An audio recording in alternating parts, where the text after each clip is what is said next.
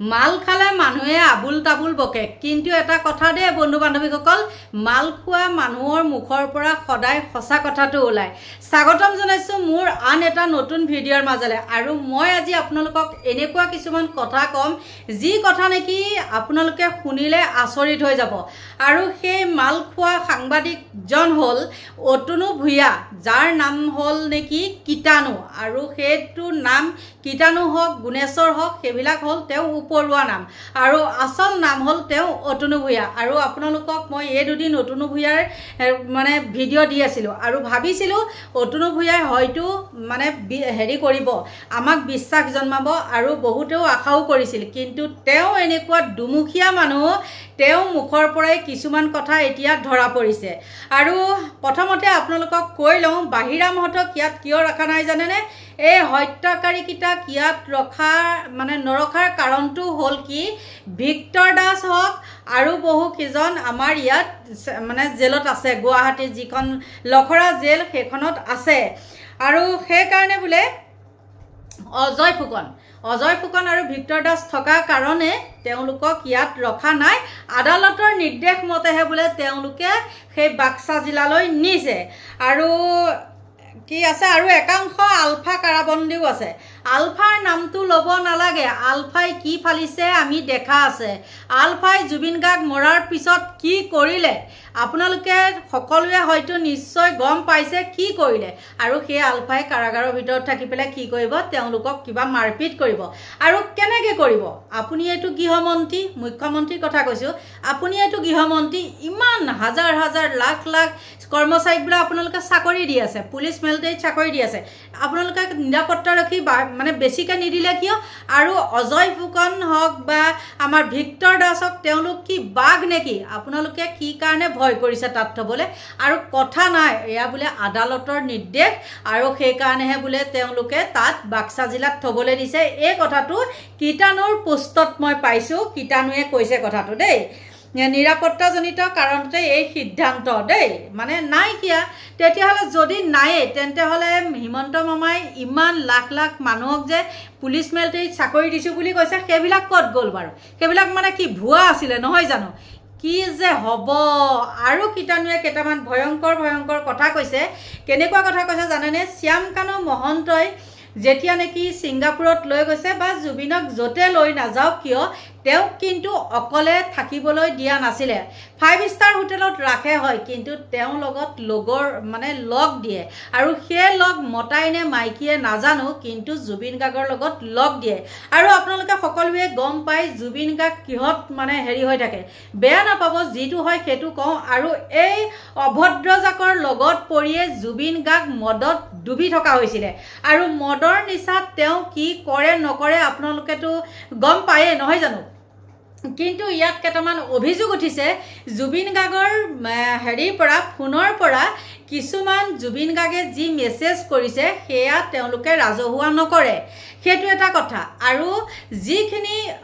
জুবিন গাৰ্গ মৰাৰ পিছত ফোনটো সিদ্ধাৰ্থৰ হাতত আছিল আৰু তেতিয়া যিবিলাক মেছেজ ডিলিট কৰিছিলে সেই মেছেজবিলাক ইতিমধ্যে তেওঁলোকে আকৌ উদ্ধাৰ কৰিবলৈ সক্ষম হৈছে কিন্তু জুবিন গাৰ্গৰ বোলে কিছুমান মেছেজ আছে সেইবিলাক মেছেজ মানে উদ্ধাৰ মানে মানুহৰ আগত জনাব নোৱাৰে এতিয়া কথা হ'ল জুবিন গাৰ্গে নিজৰ ফোন পে গুগল পে এইবিলাককে টিপিব নাজানে আৰু সেই মানুহটোৰ হাতত বাৰু আপোনালোকে ভাবকচোন সেইটো গ্ৰহণযোগ্য কথা হয়নে যে তেওঁ কাৰোবাক মেছেজ কৰে আৰু সেই মেছেজবিলাক মানে এতিয়া ৰাজহুৱা নকৰে তাৰ মানে এইটো বাৰু ইনডাইৰেক্টলি কেনেকুৱা কথা বুজাইছে আপোনালোকে ভাবি চাব দেই উল্টা কথা নাভাবিব কিন্তু তেওঁলোকে সেইবিলাককে বুজাবলৈ বিচাৰিছে আৰু এই দুমুখীয়া অতনু ভূঞাই এইবিলাক কথা নিজে ফেচবুক পেজত দিছে আপোনালোকে চাব মই মিছা কথা কোৱা নাই আৰু তেওঁ নিজে কৈছে এইটো কথা হ'ল যিজন মানুহে নেকি ফোন পে গুগল পে চলাব নোৱাৰে আৰু যেতিয়া নেকি মানুহজন ভাগৰত শুই যায় আৰু দিনৰ দিনটো কৰ্মব্যস্ততা আৰু তাৰ মাজৰ পৰা তেওঁ ফোনটো কাৰ হাতত থাকে বেছি সময় আপোনালোকে নিজে অনুমান কৰকচোন কিজানি মোৰ ফোনটোতো হৈ যায় আজিকালি আপোনালোকে নাভাবিব যে মোৰ ফোনটোৰ পৰা মোৰ বাদে মইহে এইটো ফোন হেৰি দিছোঁ মেছেজ দিছোঁ এনেকুৱা কিছুমান আহে কিন্তু এনেকুৱা কাৰুকাৰ্য কিছুমান ফোনত কৰি থয় হয়তো আপোনাৰ হোৱাটছআপটো বেলেগেও চলাই থাকিব পাৰে আৰু তেনেকৈ কিজনী জুবিন গাৰ্গৰ হৈ পেলাই কোনোবাই মেছেজ কৰিছে আৰু জুবিন গাৰ্গৰ বদনামটো দি থৈছে তেনেকুৱা নহ'ব পাৰে বুলি আপোনালোকে ভাবে নেকি বাৰু বন্ধু বান্ধৱীসকল আৰু মৰি যোৱাৰ পিছত এইবিলাক ডাবল মিনিঙত কিছুমান অৰ্থ কৈ পেলাই কি কাৰণে তেওঁ পোষ্টবিলাক কৰে আৰু ভাবিছিলোঁ তেওঁ এজন হেৰি মানুহ বুলি যে সব ক্ষেত্ৰতে তেনেকুৱা ফালতুমি কাম নকৰে এইখিনিতে আৰু এটা ক'ব লাগিব সেইটো এটা হেৰি অনুপম চক্ৰৱৰ্তী এই মানুহটো দুমুখীয়া মই কৈছোঁ এই দুমুখীয়া আৰু মাজতে ক'লে কি বোলে হেৰি মই বোলে চাকৰিয়াই মানে হেৰি কৰি দিম আচলতে মানুহখিনিৰ পৰা তেওঁ এটা হেৰিটো চালে আৰু কোন মানুহে মোক কি কয় সেইটো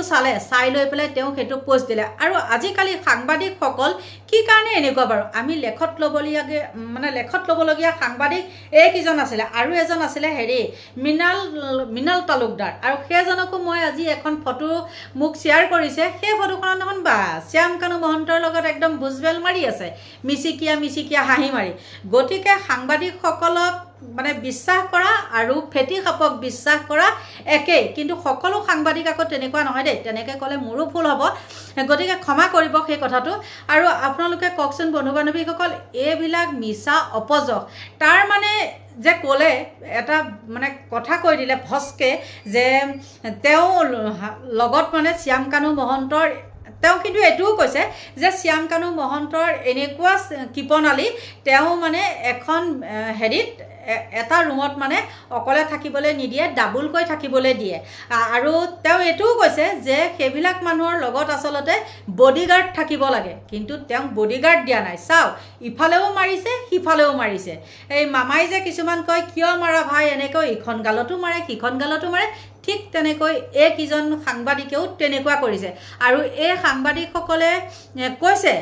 পোষ্টবিলাকতে পাইছোঁ যে কালি তেওঁলোকে হেনো এইবিলাকৰ ওপৰত প্ৰশ্ন তুলিছিলে SITৰ ওচৰত তেতিয়া তেওঁলোকক বহুতো তথ্য কিছুমান এনেকুৱাবিলাক দিছে আৰু যিবিলাক নেকি তেওঁলোকে ৰাজহুৱা কৰিব নোৱাৰে আৰু ৰাজহুৱা কৰিব নোৱাৰা কথাটো মেইন কথাটো মই এটা ক'লোৱে আপোনালোকক যে জুবিন গাৰ্গৰ যি মেছেজ সেইখিনি ৰাজহুৱা কৰিব নোৱাৰে আৰু ইয়াৰ পিছতে